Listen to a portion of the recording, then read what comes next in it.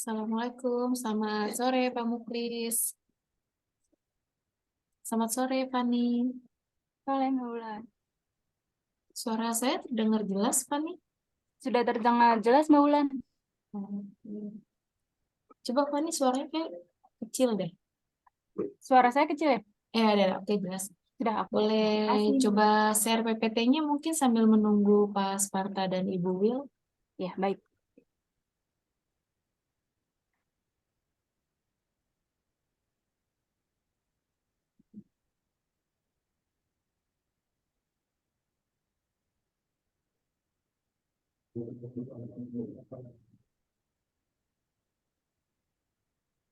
Ya, coba di enter ya. Oke. Oke ya. Dibiarkan tampilan awal aja ya. Selamat sore, Selamat Fani. sore Pak Muklis, Ibu Wilda.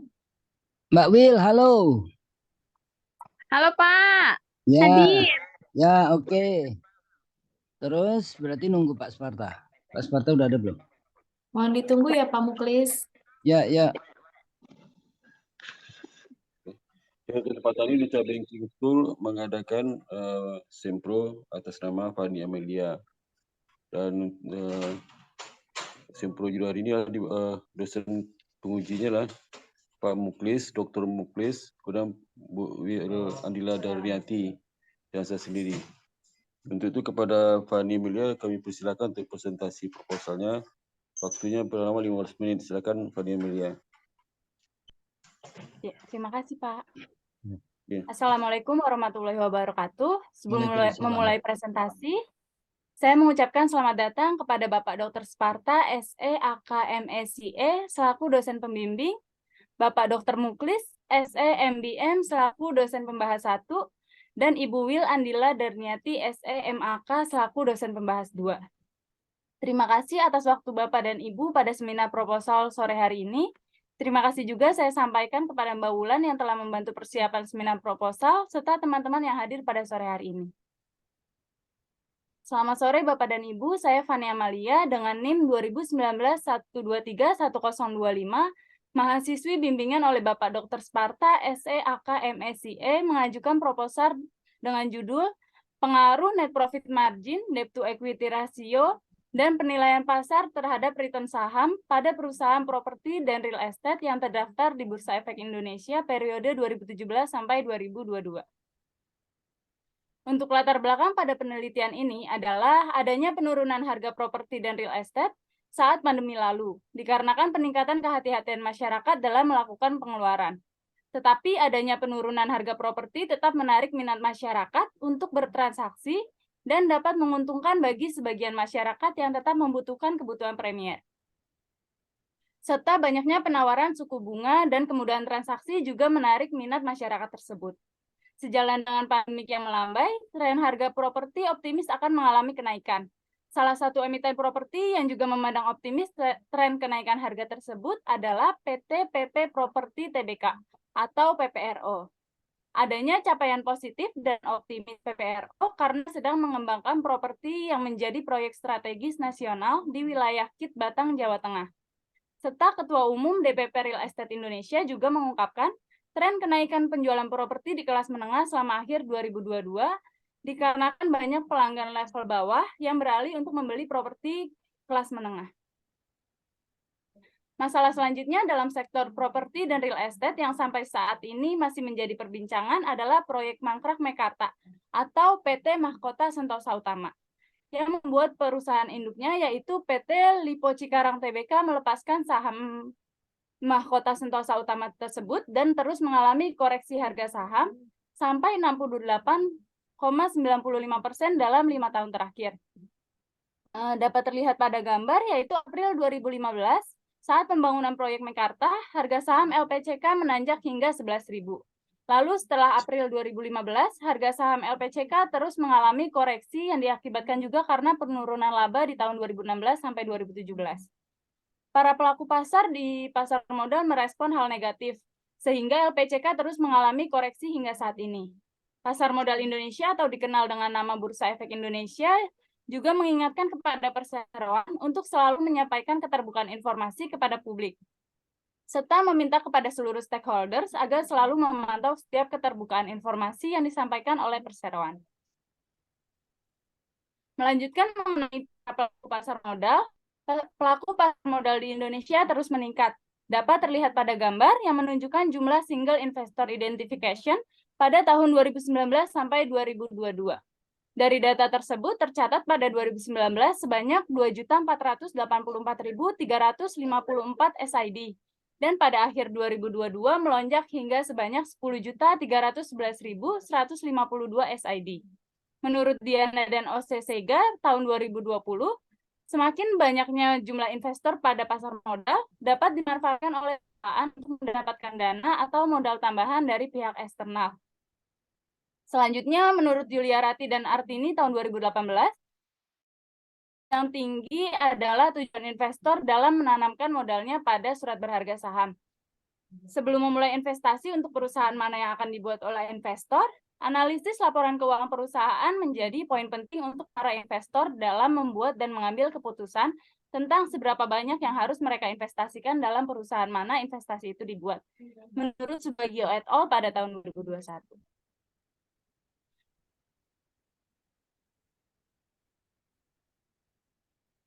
Selanjutnya, menurut Laulita dan Yani, untuk melakukan analisis laporan keuangan diperlukan rasio sebagai tolak ukurnya, dengan tujuan memberikan indikasi terkait kesehatan laporan keuangan perusahaan. Maka berdasarkan latar belakang yang telah dijabarkan, dalam penelitian ini rasio yang digunakan adalah net profit margin, debt to equity ratio, dan earning per share yang memproksikan penilaian pasar terhadap return saham pada perusahaan properti dan real estate periode 2017 sampai 2022. Selanjutnya, rumusan masalah pada penelitian ini adalah apakah net profit margin, debt to equity ratio, dan penilaian pasar berpengaruh terhadap return saham pada perusahaan properti dan real estate yang terdaftar di Bursa Efek Indonesia periode 2017 sampai 2022. Untuk tujuan penelitian ini mengetahui dan menguji net profit margin, debt to equity ratio, dan penilaian pasar terhadap return saham pada perusahaan properti dan real estate yang terdaftar di Bursa Efek Indonesia tahun 2017 sampai 2022. Dan untuk manfaat penelitian ini, yang pertama adalah manfaat praktis. Bagi penulis, diharapkan dapat mengaplikasikan ilmu yang telah diperoleh. Selanjutnya, bagi calon investor, diharapkan dapat menjadi referensi dengan analisis laporan keuangan berdasarkan rasio.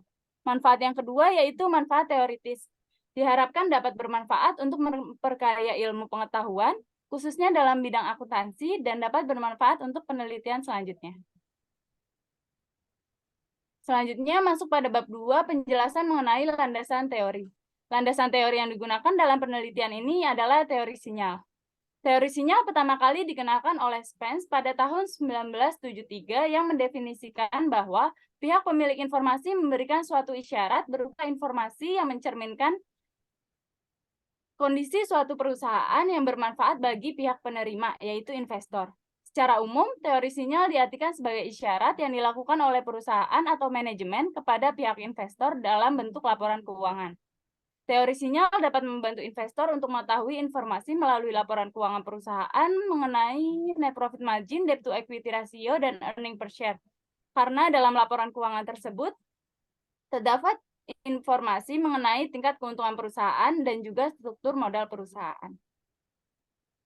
Rangka pemikiran dalam penelitian ini yang pertama adalah net profit margin. Menurut Tanda Lilin tahun 2017, net profit margin merupakan rasio yang mengukur efisiensi keseluruhan perusahaan dalam menghasilkan laba bersih. Net profit margin digunakan untuk menghitung presentasi keuntungan bersih terhadap penjualan bersih perusahaan, yaitu menurut Alfiara dan Yuniati 2021.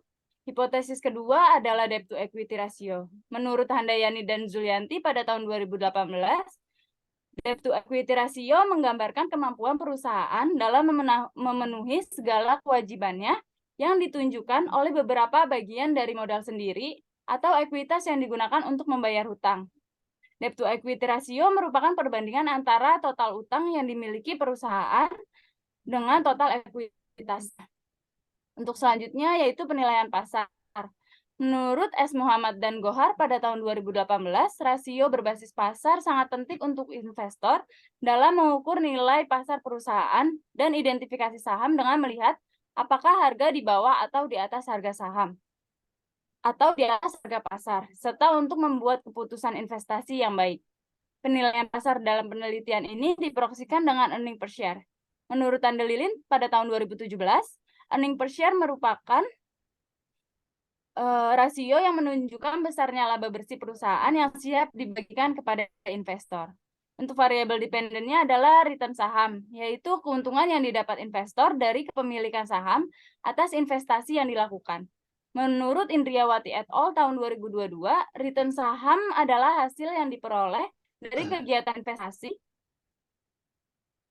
Dan untuk mendapatkan return yang tinggi adalah tujuan investor menanamkan modalnya pada surat berharga saham. Untuk pengembangan hipotesis yang pertama adalah net profit margin. Semakin tinggi net profit margin, maka akan semakin tinggi pula return saham yang akan diterima investor. Karena rasio net profit margin dapat mencerminkan tingkat keuntungan perusahaan terhadap pendapatan yang diperoleh. Jika margin laba bersih tersebut tinggi, maka perusahaan dinilai memiliki kualitas yang sangat baik. Maka hasil penelitian yang dilakukan oleh Riani dan Nur Fadila pada tahun 2022 menyatakan net profit margin memiliki hubungan yang searah dengan return saham. Terungkap bahwa net profit margin berperan terhadap return saham. Maka penulis mengembangkan hipotesis net profit margin berpengaruh positif terhadap return saham. Untuk hipotesis yang kedua adalah debt to equity ratio. Dengan melihat debt to equity ratio, investor dapat mengetahui perhitungan struktur modal milik perusahaan dan menilai tingkat resiko tidak terbayar utang pada perusahaan tersebut.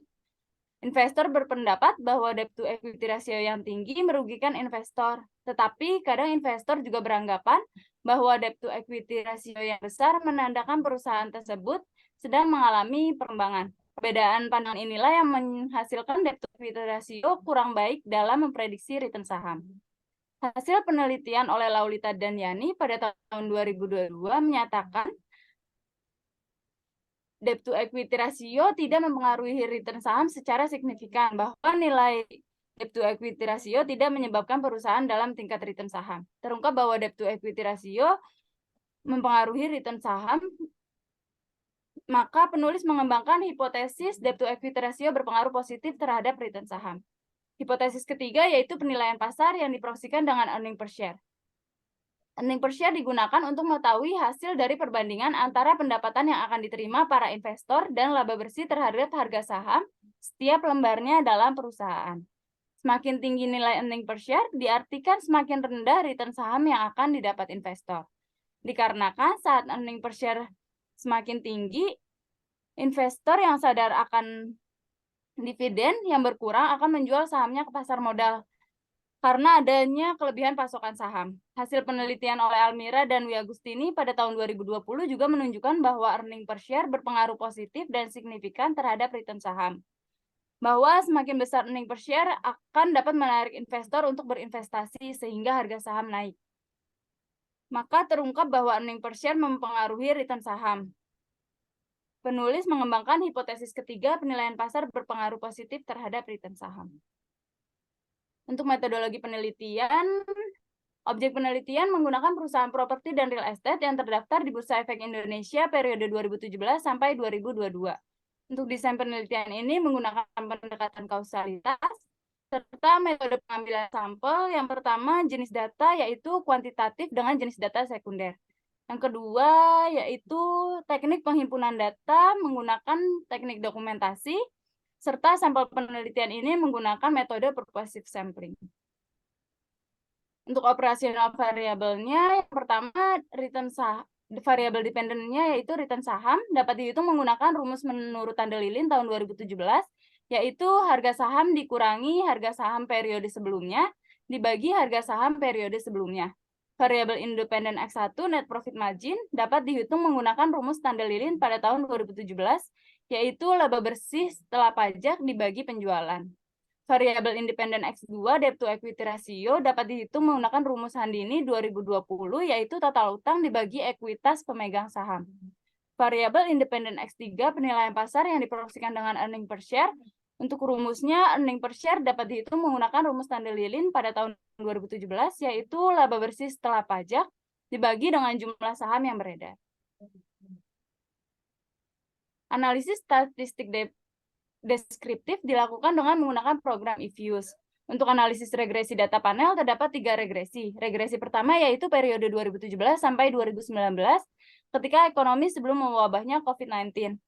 Regresi kedua yaitu periode 2020 sampai 2022 ketika ekonomi dilanda COVID-19. Untuk regresi ketiga yaitu keseluruhan periode penelitian yaitu 2017 sampai 2022 dengan menggunakan variabel DMI untuk membedakan data antara periode sebelum COVID dan setelah COVID, yaitu diberi nilai +1 pada masa COVID-19 dan nilai +0 sebelum pandemi COVID-19.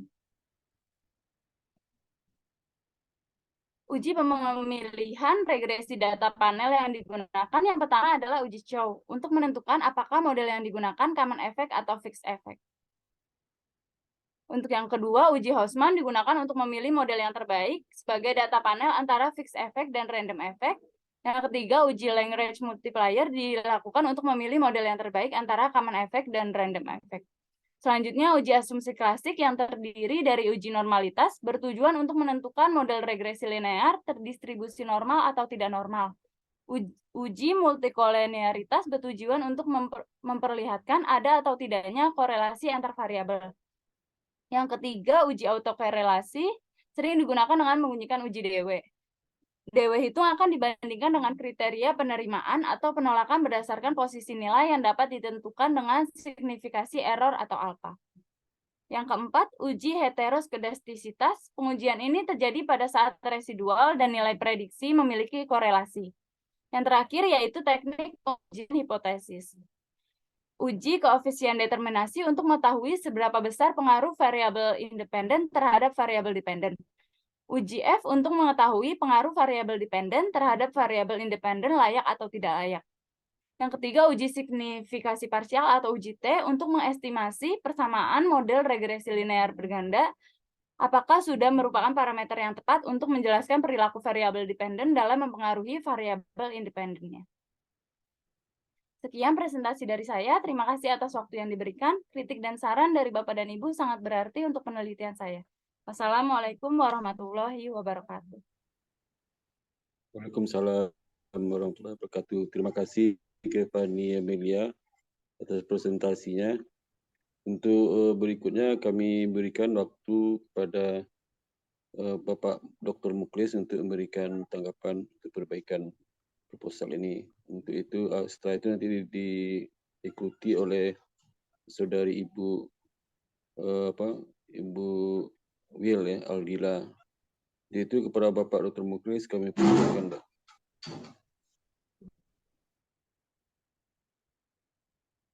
Halo, terima kasih Pak Sparta. Di rumah saya nih listrik mati nih kelihatannya nih. Jadi saya pakai HP.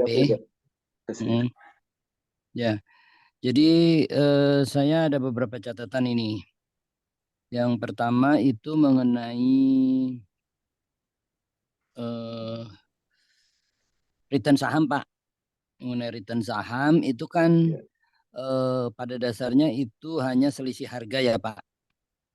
Jadi tidak dimasukkan ini ya, Fani. Halo, Fani. Iya, Pak. Fani, coba dibuka-buka lagi. Return saham itu kan ada dua bagian, capital gain sama dividen kan? Ya enggak? Nah, di sini di Iya, rumusnya Fani itu kan hanya perubahan harga saham aja, berarti kan hanya capital gain aja. Iya, betul, Pak. Nah, jadi kenapa dividen nggak dimasukkan itu tolong dijelaskan. Ya. Iya, baik, Pak. Coba dicatat aja masalah dividen ya. Apakah dividen itu memang diabaikan atau bagaimana gitu? Ya. Karena dividen baik, itu saya rasa dipengaruhi juga oleh EPS, dipengaruhi juga oleh leverage gitu kan. Kalau leverage-nya tinggi kan biaya bunga tinggi. Karena biaya bunga tinggi dia nggak bisa bayar dividen kan gitu. Ya nggak? Nah, di situ kan di dependent variabelnya Pani kan nggak masukin dividen tuh. Ya nggak? Iya, Pak. Iya, Pak. Oke, jadi itu tolong dipikirkan ya. Baik, Pak. Kemudian ini juga perlu dipikirkan Ivani. Itu di dependent variabelnya itu kan yang dipakai adalah perubahan harga. Ya, perubahan harga. Sedangkan independent variabelnya itu bukan perubahan ya, tapi semua adalah data jadi kalau perubahan itu kan turunan pertama ya, Y aksen lah gitu kalau di matematik. Sedangkan kalau di independent variabelnya semua kan bukan diferensial tapi justru Y-nya gitu ya, X-nya. Jadi ini seolah-olah mencari hubungan antara X dengan Y aksen gitu. Ya. Bagaimana pengaruh EPS, pengaruh leverage, pengaruh net profit margin terhadap perubahan harga saham. Jadinya kan begitu ya. Bukan terhadap harga saham, tapi terhadap perubahan harga saham. Ya. Halo Fani. Iya, Pak. Jadi model penelitian Fani ini meneliti hubungan antara NPM, DER, kemudian EPS terhadap perubahan harga saham. Ya kan? Iya, Pak. Bukan terhadap harga saham. Tahu nggak bedanya perubahan harga saham sama harga saham? Kalau perubahan harga saham itu seperti yang rumus saya, harga saham dikurang harga saham sebelum periode sebelumnya. Kalau harga saham ya harga sahamnya itu gitu kan? Ya enggak? Iya. Nah, itu Baik, kan Pak. beda. Kan beda ya. Nah, jadi di sini apakah nanti perubahan harga saham atau harga saham gitu. Itu perlu ya. Atau ini net profit marginnya ini atau perubahan net profit margin gitu. Ya, independent variabelnya dijadikan perubahan NPM atau gimana gitu ya. Coba teoritisnya nanti dibaca lagi, dicari lagi hubungan teoritisnya ya. Baik. Ya, Fani, dicari hubungan Ya, Pak. teoritisnya, dijelaskan di teorinya. Oke, terus mengenai leverage. Leverage itu kalau secara teori, kalau leverage itu masih rendah, dia berhubungan positif ke harga saham. Ya, kalau masih rendah. Tapi kalau udah tinggi, dia justru berhubungan negatif. Itu teorinya. Ya. Jadi itu memang udah dijelaskan sih sama Fani, tapi mungkin perlu dipertegas gitu ya. Jadi nanti kalau dia masih rendah, jadi perusahaan-perusahaan sampelnya ini kan perusahaan-perusahaan properti ya. Iya, Pak. Perusahaan properti dan real estate, kalau ternyata mereka itu leverage-nya masih rendah, maka diduga hubungannya akan positif tuh. Ya kan? Cuman di sini masalahnya tuh bukan perubahan leverage ya. Ini pakai apa sih leverage? Pakai apa? Debt to equity ya atau debt to asset? Equity ratio, Pak. Debt to equity. Iya. Debt to equity. Bukan perubahan debt to equity ya. Bukan, Pak. Bukan. Jadi debt to equity. Debt to equity bagaimana pengaruhnya terhadap perubahan harga saham gitu ya. Iya, Pak. Nah itu tadi sama juga seperti yang tadi saya kemukakan. Nah cuman biasanya tuh kalau debt to equity rendah dia berdampak positif terhadap harga saham kenaikannya ya. Tapi kalau debt equity sudah tinggi, kalau dinaikkan lagi utang, nah itu harga saham akan turun gitu kan. Nah itu hubungan itu perlu diperjelas lagi di teorinya sehingga nanti kalau di sini kan hipotesisnya kan Pak ini kan tulisnya debt to equity ratio berhubungan positif terhadap return saham gitu kan? Iya, nggak? betul, Pak. Nah, Iya, padahal Pak. itu bisa positif, bisa negatif. Ya, secara teori itu bisa positif, bisa negatif. Lihat di buku manajemen keuangan deh. Ya, itu bisa positif, bisa negatif. Dengan hipotesisnya di sini kan berhubungan positif. Iya ya, berhubungan positif ya. Iya, saya Berhubungan positif positif, ya. Pak. Ya, ya. Terus yang terakhir itu mengenai EPS. EPS itu tadi kan Fani bilang ini market apa tadi istilahnya? Market ratio ya, penilaian pasar ya. Penilaian pasar, Pak, betul. Penilaian pasar. Padahal EPS itu kan nggak ada harga saham ya. EPS itu kan nggak ada harga saham di situ. EPS rumusnya apa yo? Earning per share, rumusnya. Apa yo? Laba bersih setelah pajak dibagi jumlah saham yang beredar, Pak. Nah, nggak ada dibagi harga saham kan? Enggak. Ya nggak? Laba dibagi jumlah saham beredar. Bukan laba dibagi harga saham. Atau harga saham dibagi laba. Ya kan? Ya nggak? Nah, tapi di sini disebutnya penilaian pasar gitu loh. Nah, jadi ini terserah mau yang dipakai yang mana gitu. Kalau EPS itu bukan penilaian pasar, itu laba per lembar saham. Ya kan? Kalau penilaian pasar itu namanya PE ratio. PE ratio. Jadi harga saham dibagi EPS. Ya. Halo Fani. Iya, Pak. Jadi kalau mau pakai EPS ya jangan pakai kata-kata penilaian pasar. Ya, Ya baik, enggak? Tapi ya profitabilitas saja, itu berarti profitabilitas per lembar saham. Oke? Ya, baik, Pak. Ya, itu aja dari saya, mengingatkan aja ya. Terima kasih Pak Sparta. Tadi Pak Muklis Ya. yang tadi kamu koreksi lagi ya sesuai dengan Pak Muklis, yang terakhir itu memang penilaian pasar itu harus pakai PER tuh Pak. Saya agak ke apa?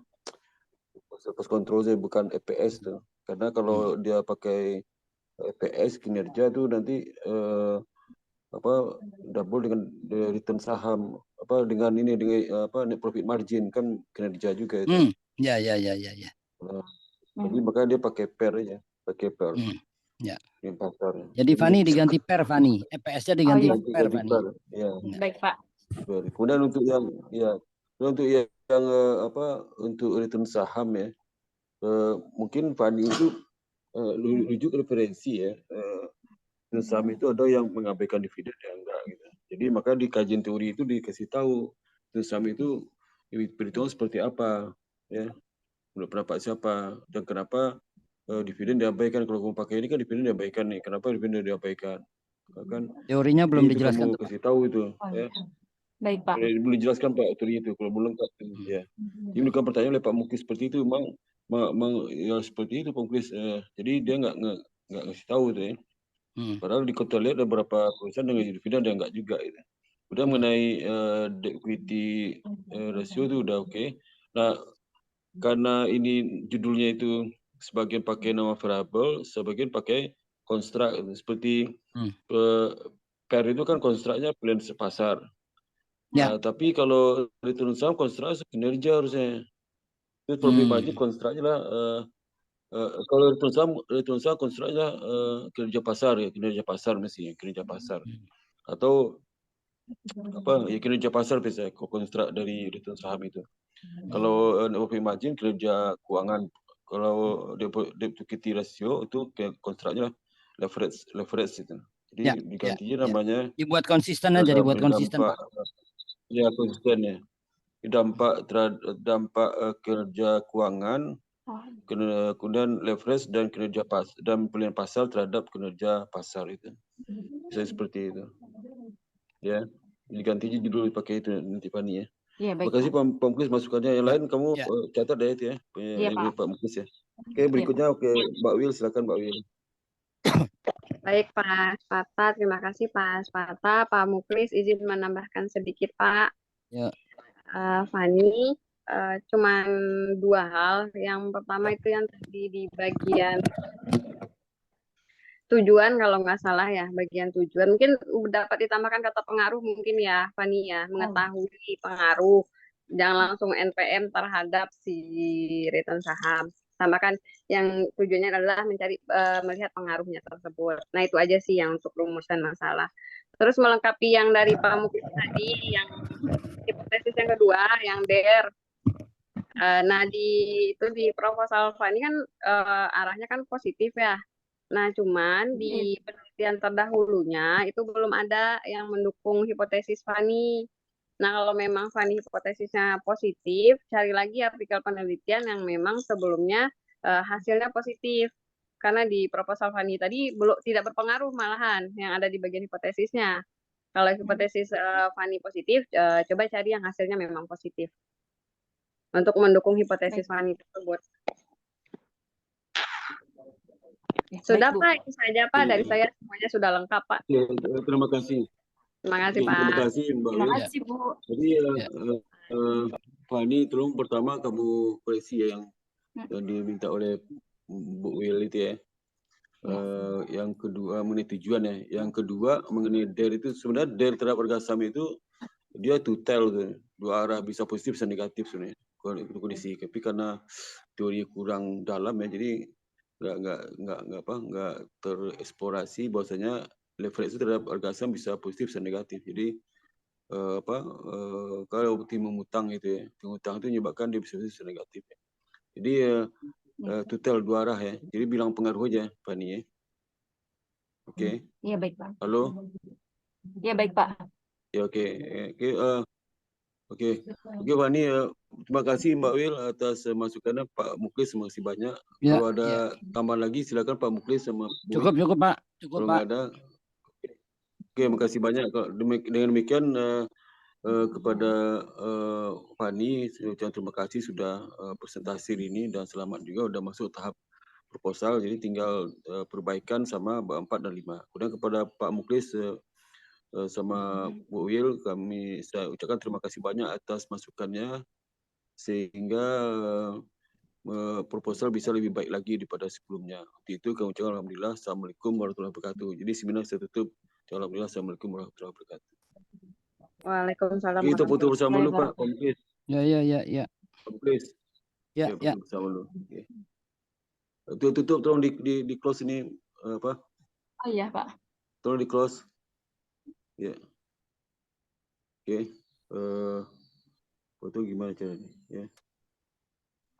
Wah, saya di HP tolong Pak tolong Fani foto ya. Fani foto Fani. Iya Pak. Tolong Fani di screenshot. Oh iya sebentar Pak. 1, 2, 3. Oke Fani, terima kasih. Oke Fani. Sudah, Pak. Terima kasih Pak Muklis. Ya, makasih Pak. Ya. Terima kasih banyak Pak Mbak Sparta, Wil, Pak ya, Muklis, makasih. Ibu Wil. Terima kasih, Fani. Ya, semoga cepat lulus ya Fani. Ya. Amin, terima kasih Ya. Pak. Semoga Pak cepat lulus lulus, biar Pak bisa- Muklis, Ibu Biar Wil. bisa balik ke Terima kasih. BCA Fani. Halo, Iya, Fani. amin Pak. Mau cepat lulus biar bisa balik ke BCA. Amin Pak. Makasih ya Pak. Pak. Ya, kasih. Oke.